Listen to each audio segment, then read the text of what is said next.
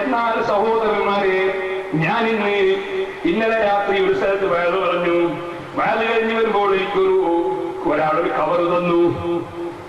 അത് വയറ് എങ്ങനെ കവറിട്ടു? എന്ത് കവറ്? സുഖാദികളുള്ള നേരത്തെ പൈസ ഒരുപാട് ആളുകൾ ഇവിടെ വന്നപ്പോഴും തന്നിട്ടുണ്ട്. അല്ലാഹു തആല സ്ഥാപനത്തിൽ നിന്നൊരു ബർക്കത്താണ്. അൽഹംദുലില്ലാഹ്, അല്ലാഹു നിലനിർത്തി തരട്ടെ. വെള്ളപ്പാണ്ട് രോഗം മാറിയിട്ട് നേരത്തെ വെള്ളപ്പാണ്ട് രോഗം മാറിയെന്ന് പറഞ്ഞ് കത്തി ഞാൻ ഫയലിൽ സൂക്ഷിച്ചിട്ടുണ്ട്. ക്യാൻസർ രോഗം മാറിയെന്ന് പറഞ്ഞ കത്തി ഞാൻ സൂക്ഷിച്ചിട്ടുണ്ട്. ഈ അടുത്ത് എന്റെ സ്റ്റേജിൽ ഹംസ സഖാഫി, അദ്ദേഹം ജിദ്ദയിലാണ്. ഞാൻ ഈ അടുത്ത് ജിദ്ദയിൽ പോയപ്പോൾ അദ്ദേഹം തന്നെ പറഞ്ഞു 20 ലക്ഷം ഉറുപ്പിക മലപ്പുറം ജില്ലയിൽ ഒരാൾക്ക് കിട്ടാനുണ്ട്. എത്ര ചോദിച്ചിട്ടും കിട്ടൂല എന്ന് ഉറപ്പിച്ചൊരു സംഖ്യ. അപ്പൊ എന്ത് ചെയ്തു? സിറാജുലിനെ കയ്യാൽ നേർച്ചയാക്കി 18 ദിവസം കൊണ്ട് പൈസ കിട്ടി. അദ്ദേഹം തന്നെയാണ് എന്നോട് പറഞ്ഞത്. അദ്ദേഹം ഈ സ്റ്റേജിലുണ്ട്. ആ രൂപത്തിൽ ഈ എത്രയോ അത്ഭുതങ്ങൾ അല്ലാഹു തആല ആ സ്ഥാപനത്തിൽ തന്നതുകൊണ്ട് അൽഹംദുലില്ലാഹ് എവിടെ ചെന്നാലും കവർ കിട്ടി. ഇവിടെ വന്നപ്പോഴും പലരും നേരത്തെ പൈസ വേക്കാൻ പറഞ്ഞിട്ടുണ്ട്. അല്ലാഹുവേ, അവരുടെ ഉദ്ദേശങ്ങളൊക്കെ നീ പൂർത്തീകരിക്കണം റഹ്മാനെ. ഞാനിപ്പോ വരുമ്പോ സൗദി അറേബ്യയിൽ നിന്നും അതുപോലെ മറ്റ് വിദേശ രാജ്യങ്ങളിൽ പലരും ടെലിഫോൺ ചെയ്ത് ദുആ ചെയ്യാൻ പറഞ്ഞിട്ടുണ്ട്. അല്ലാഹുവേ, നീ അത് സ്വീകരിക്കണം റഹ്മാനെ. അൽ-ഇസ്ലാഹി മാസികയിൽ അടുത്ത് മുജാഹിദായ ഒരു മൗലവി എഴുതിയിരിക്കുന്ന സിറാജുൽ ഹുദന്റെ കറാമത്ത് പേരോട് ഇങ്ങനെ പറയുന്നത് കേട്ടാ വിചാരിക്കും അത് മാത്രം മതി, അത് മാത്രം മതി. ഞാനെവിടെയും പറഞ്ഞിട്ടില്ല. സിറാജുൽ ഹുദയിൽ നേർച്ച ചെയ്തിട്ട് വെള്ളപ്പാണ്ട് രോഗം മാറിയവർ മധുരയിലടക്കം പോയി ഡോക്ടർമാർ നോക്കിയിട്ട് ഒരു നിലക്കും കണ്ണിന്റെ കാഴ്ച തിരിച്ചു കിട്ടൂല എന്ന് പറഞ്ഞ് ഒഴിവാക്കിയ രോഗി അതാ തളീക്കരയിൽ സി അഹമ്മദ് ഹാജിയുടെ മകൻ 1000 ഉറുപ്പിക അദ്ദേഹത്തിന് അനുജമെന്ന് നേർച്ച ചെയ്ത് വരക്കാൻ പറഞ്ഞു. സലാത്തിൽ വേർന്നു. ആ കുട്ടിന്റെ കാഴ്ച തിരിച്ചു കിട്ടി. അഹമ്മദ് ഹാജി സലാദ് എന്ന് വന്നപ്പോ 5000 ഉറുപ്പിന്റെ നോട്ടിന്റെ കയ്യിലെ കുട്ടീന്റെ കൈ കൊണ്ട് തന്നിട്ട് എന്നോട് ഒരു ഉസ്താദെ നേർച്ചയാക്കിയത് 1000 തരുന്നത് 5000 കുട്ടീനെ ഇപ്പൊ ഡോക്ടർമാരെ അത്ഭുതമാണ് വിളിക്കുന്നതെന്ന് പറഞ്ഞു. ആ കുട്ടി ഇപ്പോഴും സിറാജുലിന്റെ മദ്രസയിൽ പഠിക്കുന്നുണ്ട്. അലിസ്ലായ പത്രക്കാർ വന്നാൽ ചൂണ്ടിക്കെട്ട് കാണിച്ച ഫോട്ടോ എടുത്തിട്ട് വേണമെങ്കിൽ അലിസ്ലായ തന്നെ കൊടുത്തോ. ഞാനത് പറഞ്ഞു വരുന്നത്, അള്ളാഹു ചെയ്ത നിയമത്തിനെ ചോദ്യം ചെയ്യണ്ട. അല്ലാഹു തആല തന്ന നിയമത്താണ് ഇരിക്കട്ടെ. ഞാൻ പറഞ്ഞത് അപ്പൊ പലരും കവർ വരും. ഇവിടെ വന്നപ്പോൾ തന്നിട്ടുണ്ട്. അങ്ങനത്തെ ഒരു കവറായിട്ട് ഞാൻ വീശലിട്ട് സമയമില്ലാത്തതുകൊണ്ട് വായിക്കാൻ ഇറങ്ങിയിട്ടില്ല. ഇപ്പം വരുമ്പോൾ കാർന്ന് വായിച്ചു നോക്കുമ്പോൾ മുജാഹിദിന്റെ ഒരു നോട്ടീസാണ് സാർ, അല്ലാണ്ട് പൈസയൊന്നല്ല. മുജാഹിദിന്റെ ഒരു നോട്ടീസാണ്. എന്ത് നോട്ടീസ്? നബിദിനം വെക്കാൻ പാടില്ലാത്തവർക്കുള്ള ഒരു നോട്ടീസാണ്. അത് ഒരു മാസം സൂക്കറാണ്. ഒരു നോട്ടീസ് എല്ലാ സ്ഥലത്തും ഓരോരുത്തർക്ക് ചില സമയത്താണ് ഈ ഉഷ്ണപ്പോക്ക് ഉണ്ടാകുക. അപ്പോ ഇങ്ങനെ ഒരു നോട്ടീസ് എല്ലാ സ്ഥലത്തും. എന്നാൽ ഈ നോട്ടീസ് ഇറക്കുന്ന ആള് അദ്ദേഹം പറയുന്നത് എന്താണ്? ഇമാം ഫാക്കിഹാനി റസൂലുള്ളാഹിന്റെ ജന്മദിനാഘോഷത്തെയും മൗലിദിനെയും എതിർത്തിരുന്നു എന്ന് പറഞ്ഞിട്ട് ഫാക്കിഹാനിയുടെ ചില ഉദ്ധരണികൾ ഇമാം സുയൂത്തി റഹിമഹുല്ലാഹ് മറുപടി പറയാൻ വേണ്ടി അൽ-ഹബീബിൽ ഫതാവയിൽ ഉദ്ധരിച്ചത് അപ്പുറത്തെ ഭാഗവും ഇപ്പുറത്തെ ഭാഗവും കാട്ടിട്ട് മൗലവിമാരെ നോട്ടീസ് ഇറക്കിയിരിക്കും. ഈ നോട്ടീസാണ് എനിക്ക് കവറിലാക്കിയിരിക്കുന്നത് തന്നത്. ഇനി ഞാൻ വരുമ്പോ കാർന്ന് വായിച്ച് നോട്ടീസ് ഇപ്പോഴും ഉണ്ടെന്റെ കാറിൽ ഞാൻ പറഞ്ഞു വരുന്നത്. എന്നാ ഇമാം ഫാക്കിഹാനി വാസ്തവത്തിൽ റസൂലുള്ളാഹിന്റെ ജന്മദിനാഘോഷത്തെയോ റസൂലുള്ളാഹിന്റെ മൗലിദിനെയോ എതിർത്തവരല്ല. ലോകത്ത് ഒരു മുസ്ലിമും എതിർത്തിട്ടില്ല എന്നാണ് ഞാൻ പറഞ്ഞത്. ഇമാം ഫാക്കിഹാനിയും എതിർത്തിട്ടില്ല. ഇമാം ഫാക്കിഹാനി റസൂലുള്ളാഹിന്റെ നബിദിനാഘോഷത്തിനെതിരല്ല. ഒരു പണ്ഡിതനും എതിരല്ല. ഇബ്നു തൈമിയ്യ വരെ അല്ലാഹുവിന്റെ കക്കൂലി കിട്ടുന്ന കാര്യം എന്ന് പറഞ്ഞ് പിന്നെ ഫാക്കിഹാനി എതിർക്കുന്നത് ആരും എതിർത്തിട്ടില്ല. പിന്നെ ഫാക്കിഹാനി എന്താ പറഞ്ഞത്? ഫാക്കിഹാനിയുടെ കാലത്ത് അതുപോലെ ഇബ്നുൽ ഹാജി തങ്ങളുടെ കാലത്ത് ചില ആളുകൾ മൗലിദിൽ ചില അനാചാരങ്ങൾ നടപ്പാക്കി. ഇതുപോലെ കുണ്ടോട്ടി നേർച്ച നിങ്ങൾ നേർച്ച കേട്ടിട്ടില്ലേ? നിങ്ങൾ കുണ്ടോട്ടി നേർച്ചാതെ പറഞ്ഞു ആണും പെണ്ണും വന്ന് ഊര കൊണ്ടുണ്ടാ നേർച്ചയാക്കുന്നത്. അങ്ങനെ ആണും പെണ്ണും തമ്മിൽ ഊര കൊണ്ടുന്ന നേർച്ച. അതുപോലെ തന്നെ സുബ്ഹാനല്ലാഹ് എന്തെല്ലാം തോന്നിവാസങ്ങൾ അത് നേർച്ചയുടെ പേരിൽ ഉറൂസിന്റെ പേരിൽ കടുത്ത തെറ്റുകൾ പല മഹാന്മാരെയും മക്ബറയിൽ വെച്ച് കടുത്ത തമാടിത്തം ചെയ്യുന്നു. പെണ്ണുങ്ങൾ തലമറക്കാതെ മറക്കാതെ മക്ബറയിൽ വരുന്നു. എന്നിട്ട് പല മഹാന്മാരെ മക്ബറയിലും ചില കള്ളത്തിരീക്കക്കാരെ മക്ബറയിലും ഒക്കെ നേർച്ച നടക്കുന്നു. ആ നേർച്ചയിൽ അള്ളാഹുവിന്റെ റസൂലും അള്ളയും അനുവദിക്കാത്ത നിരവധി തോന്നിവാസികൾ നടത്തുന്നു.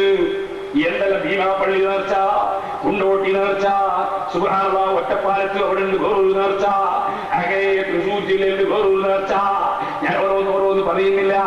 അങ്ങനെയുള്ള നേർച്ചകളിൽ വരുന്ന അനാചാരങ്ങളുടെ കാഠിന്യം കാണുമ്പോ അല്ലാഹുവിന്റെ ദീൻ ഇവിടെ നിലനിൽക്കണമെന്ന് ഉദ്ദേശിക്കുന്ന സുന്നത്ത് ജമാഅത്തിന്റെ പണ്ഡിതന്മാരും ആ പണ്ഡിതന്മാരെ ചെരിപ്പെടുത്ത് സേവനം ചെയ്യുന്ന മുതഅല്ലിമീങ്ങളായ ഞങ്ങളും അതേ കടുത്ത അനാചാരം നടക്കുന്ന നേർച്ചകൾക്കെതിരെ ശക്തിയായി പ്രസംഗിക്കാറുണ്ട്, ശക്തിയായി എഴുതാറുണ്ട്. അത് കേട്ടാൽ ചിലപ്പോ തോന്നും ഈ മുസ്ലിയാർ നേർച്ചയ്ക്ക് എതിരാണെന്ന് തോന്നിപ്പോകും. നേർച്ചയ്ക്കെതിരല്ല.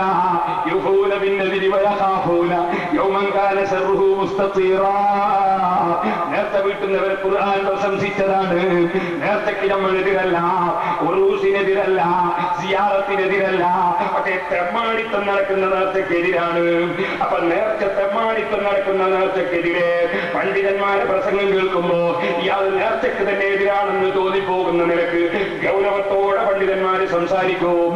അത്തരം സംസാരം കേൾക്കുമ്പോ അയാൾ നേർച്ചയ്ക്കെതിരാണെന്ന് തെറ്റിദ്ധരിക്കുന്നത് പോലെ ബഹുമാനപ്പെട്ട ഇമാം ഫാക്കിഹാനി റളിയല്ലാഹുവിന്റെ കാലത്ത്, ഇബ്നുൽ ഹാജ് റളിയല്ലാഹുവിന്റെ കാലത്ത് ചില സ്ഥലത്ത് കുറെ അനാശാസ പ്രവണതകളും അനാചാരങ്ങളും നടത്തുന്ന മൗലിദുകൾ നടപ്പാക്കി. ആണും പെണ്ണും വിടകലരും വലിയ വാദ്യമേളകൾ കൊണ്ടുവന്ന് മുട്ടലും പാടലും അങ്ങനെയൊക്കെ ആയിട്ട് ഇസ്ലാം അംഗീകരിക്കാത്ത ശൈലിയിൽ മൗലിദ് നടത്തിയപ്പോ ആ മൗലിദിനെ ശക്തിയായി ഇമാം ഫാക്കിഹാനി എതിർത്തു, ഇബ്നുൽ ഹാജ് തങ്ങൾ എതിർത്തു. അവരൊരിക്കലും യഥാർത്ഥ മൗലിദിന്റെ എതിരാളികളല്ല, യഥാർത്ഥ മൗലിദിനെ എതിർത്തിട്ടില്ല. പക്ഷേ ഈ അനാചാരമുള്ള മൗലിദിനെ എതിർക്കുന്ന സമയത്ത് പറഞ്ഞ വാചകങ്ങൾ ഒരൽപ്പം അതിരി കടന്നു പോയതിനാൽ ആ വാചകം കണ്ട് പിൽക്കാലത്തുള്ള ജനങ്ങൾ തെറ്റിദ്ധരിച്ചു പോകരുതെന്ന് മനസ്സിലാക്കി ഇമാം സുയൂത്തി റളിയല്ലാഹു അൻഹു ഹുസ്നുൽ മഖ്സദ് ഫീ അമലിൽ മൗലിദ് കഴിക്കുന്നതിന്റെ പുണ്യം പറയാൻ വേണ്ടി ഇമാം ഫാക്കിഹാനിയുടെ വാചകം ഉദ്ധരിച്ചിട്ട് മറുപടി പറഞ്ഞുകൊണ്ടൊരു കിതാബും എഴുതി. വാസ്തവത്തിൽ ഇമാം ഫാക്കിഹാനി മൗലിദിന്റെ വിരോധിയല്ല, അതുപോലെ ഇബ്നുൽ ഹാജ് മൗലിദിന്റെ വിരോധിയല്ല. മുസ്ലിയാരെ അതിനെന്താ തൊഴിൽ എന്ന് വല്ലവരും ചോദിക്കുകയാണെങ്കിൽ ഞാൻ ഇമാം ഫാക്കിഹാനിയുടെ സ്വന്തം കിതാബായ അൽ ഫജ്റുൽ മുനീറിൽ നിന്ന് തന്നെ നിങ്ങൾക്ക് മൗലിദിന്റെ പദ്യം അങ്ങ് കേൾപ്പിച്ചു തരട്ടെ. ഇമാം ഫാക്കിഹാനിയുടെ സ്വന്തം കിതാബ്, ആ സ്വന്തം കിതാബായ അൽ ഫജ്റുൽ മുനീർ, അതിൽ റസൂലുള്ളാഹിന്റെ മൗലിദ് ബഹുമാനപ്പെട്ട ഇമാം ഫാക്കിഹാനി തന്നെ ഉദ്ധരിക്കുന്നത് നിങ്ങൾക്ക് കാണാം. റസൂലുള്ളാഹിനോട് ഇസ്തിഗാസ ചെയ്യാനും ജീവിതകാലത്തും അതിനു മുമ്പും ഇസ്തിഗാസ വേണമെന്നും പറഞ്ഞുകൊണ്ട് ഇമാം ഫാക്കിഹാനി റസൂലുള്ളാഹി സ്വല്ലല്ലാഹു അലൈഹി വസല്ലം തങ്ങളുടെ ജന്മദിനത്തിലുണ്ടായാൽ അത്ഭുത സംഭവങ്ങൾ ഉദ്ധരിച്ചുകൊണ്ട് മഹാന്മാരായ പണ്ഡിതന്മാർ ചൊല്ലിയ മൗലിദിന്റെ വരികൾ എടുത്തുദ്ധരിക്കുകയാണ്. മിന്നൂരി റബ്ബിൽ അർശി കൗനു നൂരിഹി വന്നാസു ഫീ ഖൽഖി തുറാബി സവാഉ خرت له شرفات كسرى هيبة وليوم مولده المحل بناء وبه توسل آدم من ذنبه وتشفعت بمقامه حواء وبه توسل نوح في طوفانه فأجيب حين طغى عليه الماء وبه دعا إدريس فارتفعت له عند الإجابة رتبة علياء وبه استجيب دعاء أيوب وقد قضي به عند المصيبة مصاب بلاء وبه نجا من بطن حوت يونس لما دعا وتجلت الماء وبه تمكن يوسف في مصر من بعد ما أنزت به الضراء.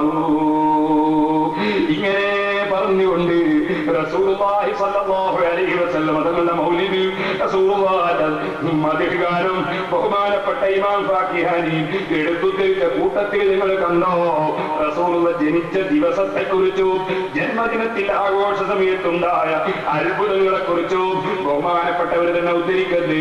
ഹർറത്തിലഹു ശുറഫാതു കിസ്റാ ഹൈബതൻ വലിയൗമി മൗലിദിഹി മഹല്ല ബിനാഉ. റസൂലുള്ളാഹിന്റെ മൗലിദിന്റെ ദിവസം, റസൂലുള്ളാഹിന്റെ മൗലിദിന്റെ ദിവസം, ആ ദിവസത്തിലെത്തുണ്ടായി റസൂലുള്ളാഹിന്റെ ജന്മദിനം.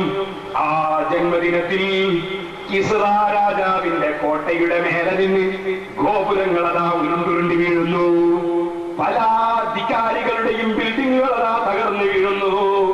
റസൂലുള്ളാഹിന്റെ ജന്മദിനത്തിലുണ്ടായ ആഘോഷ സംഭവങ്ങൾ ബഹുമാനപ്പെട്ട ഇമാം ഫാക്കിഹാനി റഹ്മത്തുള്ളാഹി അലൈഹി തങ്ങൾ തന്നെ അതാ വളരെ നേരത്തെ കഴിഞ്ഞുപോയ ബഹുമാനപ്പെട്ട ഇമാം അലി ഇബ്നു അബുൽ ഹസൻ അലി ഇബ്നു ഹാറൂൻ ഹിജ്റ 353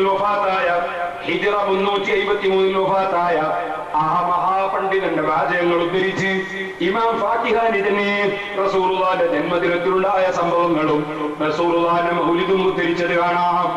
ലോകത്ത് ഒരു പണ്ഡിതനും റസൂലുള്ളാഹിന്റെ ജന്മദിനത്തെയോ റസൂലുള്ളാഹിന്റെ ജന്മദിനത്തിന്റെ മഹത്വത്തെയോ അല്ലാഹുവിന്റെ റസൂലിന്റെ മദ്ഹ് പാടുന്നതിനെയോ ആക്ഷേപിച്ച് സംസാരിച്ചിട്ടില്ല.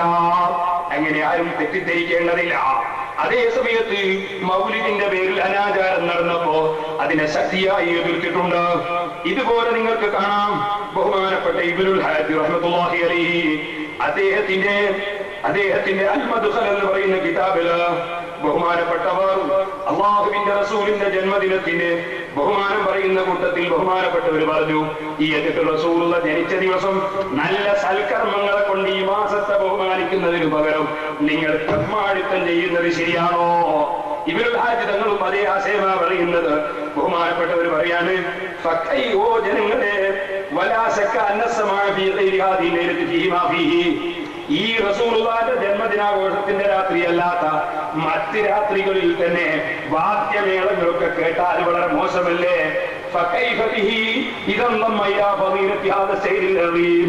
ഈ മഹത്തായ മാസത്തിൽ നിങ്ങൾ വാദ്യമേളങ്ങളും ആണും പെണ്ണും ഇടകലകളും അങ്ങനത്തെ കാര്യം ചെയ്താൽ ഈ മഹത്തായ മാസത്തിൽ അത് ചെയ്താൽ മോശമല്ലേ? അല്ലത് എങ്ങനത്തെ മാസമാണ്?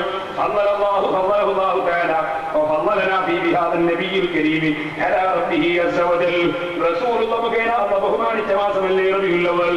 ആ റബീഉൽ അവ്വലിന്റെ 12 നിങ്ങൾ വാദ്യമേളങ്ങളും മുട്ടിയിട്ട് ആണും പെണ്ണും നാടകം കളിച്ചാൽ അത് മോശമല്ലേ? ഇമാം ഇബ്നുൽ ഹാജി തങ്ങൾ പറയാണ്. എന്നിട്ട് വിശദീകരിച്ച് പറഞ്ഞിട്ട് ബഹുമാനപ്പെട്ടവർ പറയുന്നു,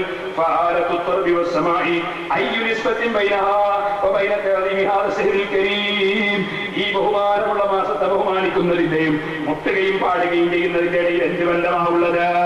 അപ്പൊ ആ മഹാന്മാരെ കാലത്ത് മുട്ടും പാട്ടുമായി എന്ത് മുട്ട്? ഇസ്ലാമിൽ അനുവദിക്കാത്ത മുട്ട്, ഇസ്ലാമിൽ അനുവദിക്കാത്ത പാട്ട്, അങ്ങനത്തെ ഗാനമേളകളും അതുപോലെ സ്ത്രീകൾ രംഗത്ത് വരലും ഗാനമേളകളുമായി അന്നത്തെ കാലത്ത് ചില മൗലിദ് നടന്നു.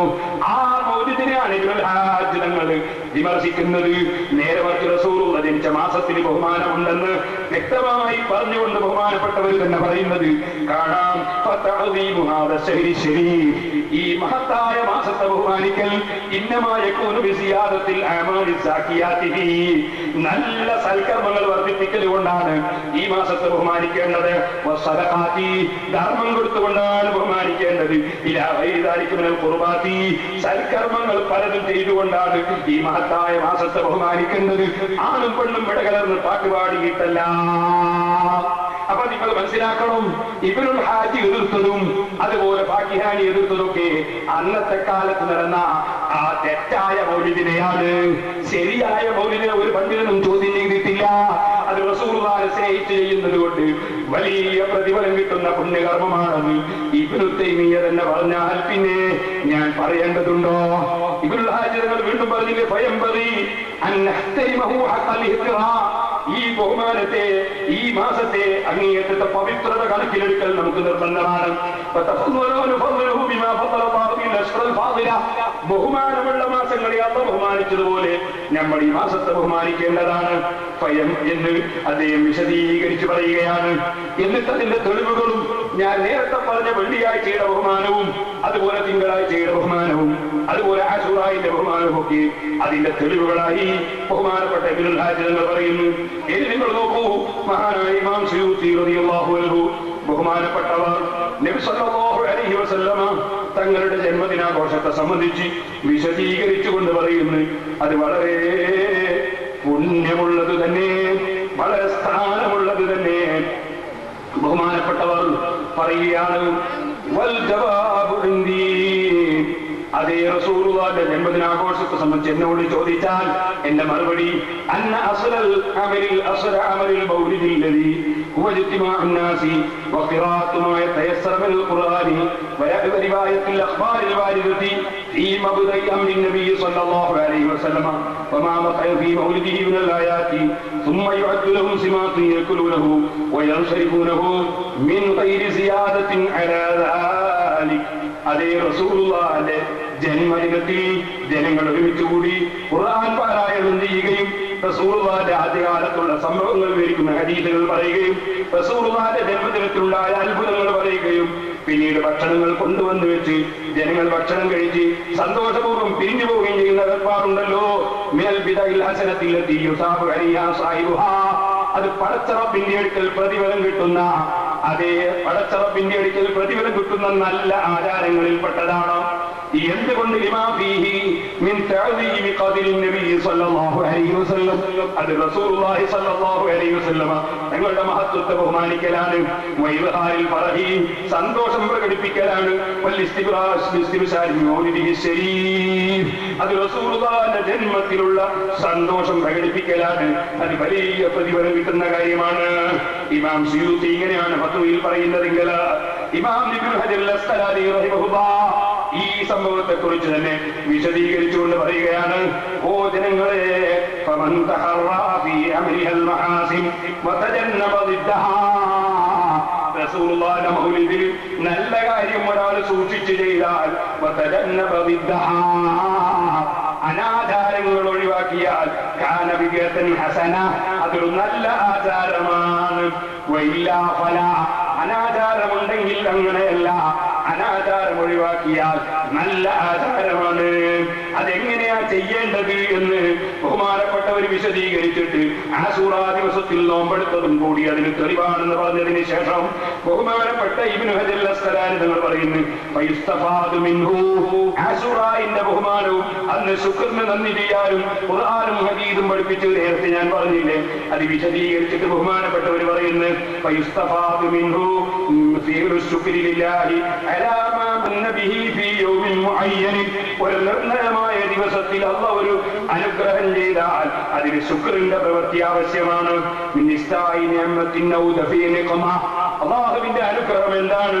അല്ലാഹു അനുഗ്രഹത്തെ നമുക്ക് തരലാണ്, അല്ലെങ്കിൽ ഒരു മുസീബത്ത് തടുക്കലാണ്.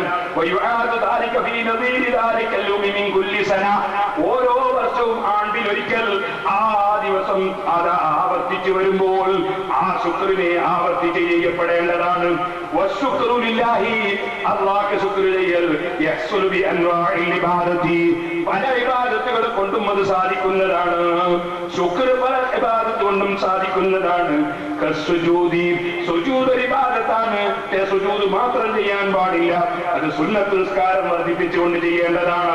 വസിയാബി നോമ്പ് ഇബാദത്താണ്. വസദഖതി ധർമ്മം ഇബാദത്താണ്. വതിലാവതി ഖുർആൻ ഓതൽ ഇബാദത്താണ്. ഇങ്ങനത്തെ നല്ല കാര്യങ്ങളെ കൊണ്ട്, ധർമ്മങ്ങളെ കൊണ്ട്, ഖുർആൻ ഓതൽ കൊണ്ട്, ഫാത്തിഹ ഓതൽ കൊണ്ട്, യാസീൻ ഓതൽ കൊണ്ട്, സലാത്ത് ചൊല്ലൽ കൊണ്ട്, ഇത്തരം സൽക്കർമ്മങ്ങളെ കൊണ്ട് അല്ലാഹുവിന് കൊല്ലം തോറും റസൂലുള്ളാഹി ജനിച്ച ദിവസം അനുഗ്രഹത്തിന് നന്ദി ചെയ്യേണ്ടതാണ്.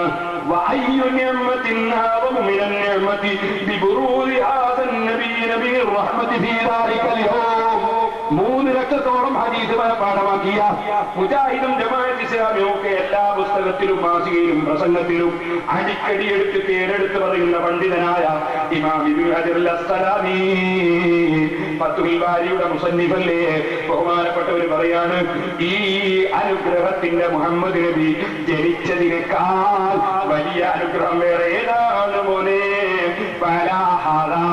ഇതനുസരിച്ച് അത്യാവശ്യമാണ് ആ ദിവസം തന്നെ റബീഉൽ അവ്വൽ 12 തന്നെ ശ്രദ്ധിച്ച് സൽക്കർമ്മങ്ങൾ ചെയ്യേണ്ടതാണ്. ഇങ്ങനെ വിശദീകരിച്ച് ഇബ്നു ഹജർ അൽ അസ്ഖലാനി പറയുന്നു.